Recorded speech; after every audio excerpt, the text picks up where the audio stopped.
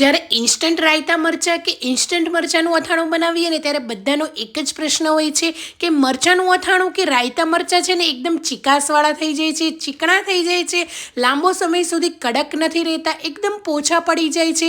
તો હું આજે તમને એવી 1 થી 2 ટિપ્સ આપીશ ને કે તમારા મરચાં પણ લાંબો સમય સુધી કડક રહેશે, જરાય પોછા પણ નહીં પડે અને ખાવામાં પણ એટલા સરસ રહેશે.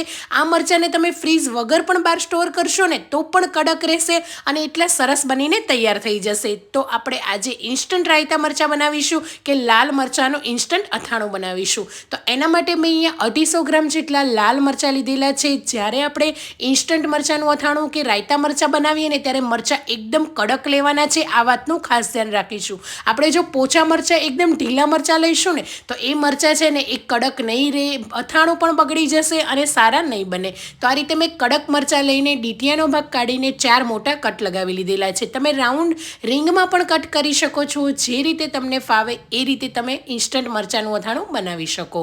હવે એક બાઉલની અંદર બધા જ મરચાંને આપણે એડ કરી દઈશું.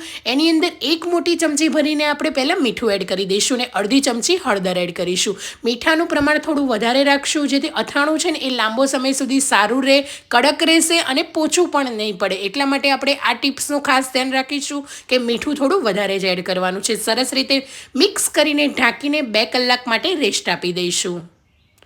તો 2 કલાક પછી છે ને એકદમ સરસ રીતે મરચાંની અંદર હળદર અને મીઠું મિક્સ થઈ ગયું છે. મરચાં છે ને થોડા સોફ્ટ થઈ ગયા છે ને એનું પાણી પણ રિલીઝ થઈ ગયું છે. તો એક વખત સરસ રીતે હલાવી લઈશું અને એનું પાણી જુઓ તમે કેટલું બધું નીકળ્યું છે. હવે મરચાંને છે ને આપણે એકદમ સરસ કોરા કરવાના છે.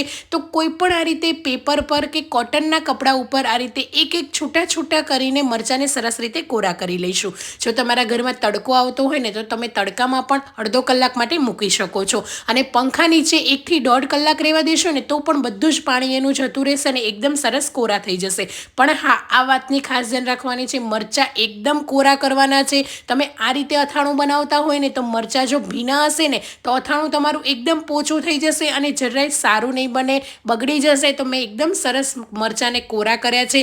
મેં પંખા નીચે 1 થી 2 કલાક માટે રહેવા દીધા છે. તો એ કેટલા સરસ મરચાં થઈ ગયા છે. 2 કલાક તમે એમને છોડી દેશો ને તો એકદમ કોરા થઈ જશે. એને પ્રેસ કરતાં પાણી ના રિલીઝ થવું જોઈએ એટલા કોરા કરવાના છે. તો તમે જોઈ શકો બધા જ મરચાંના કટકા સરસ રીતે કોરા થઈ ગયા છે. આની જગ્યાએ તમે લીલા મરચાંનો પણ ઉપયોગ કરી શકો.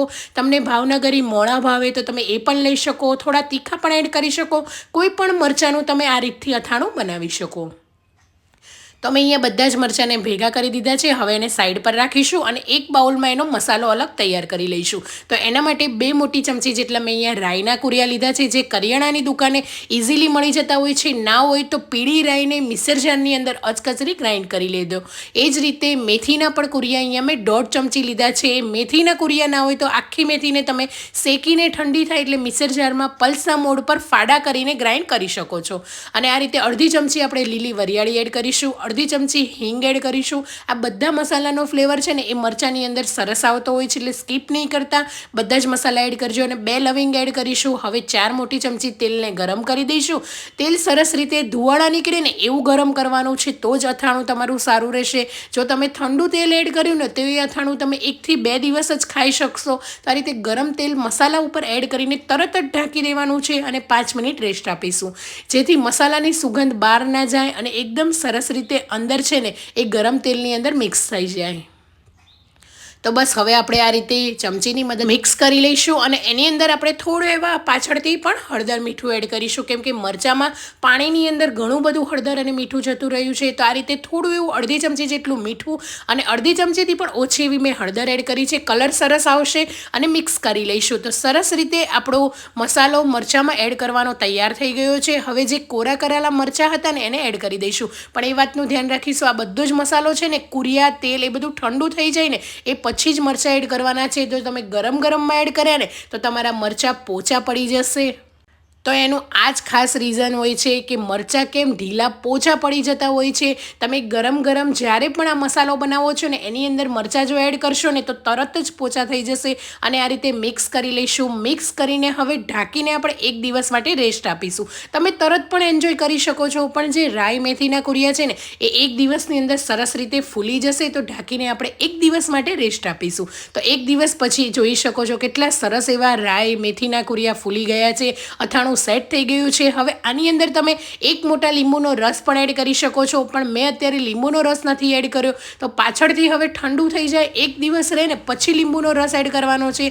તમે ગરમ તેલની અંદર ગરમ મરચાં જ્યારે એડ કરતો હશો ને ત્યારે જો લીંબુનો રસ એડ કર્યો તો અથાણું ચીકણું થઈ જશે. એટલા માટે મેં લીંબુનો રસ નથી એડ કર્યો. અને તમારે એડ કરવો હોય તો પાછળથી એડ કરી દેવાનો છે. તો આપણું અથાણું કે રાયતા મરચાં તૈયાર છે.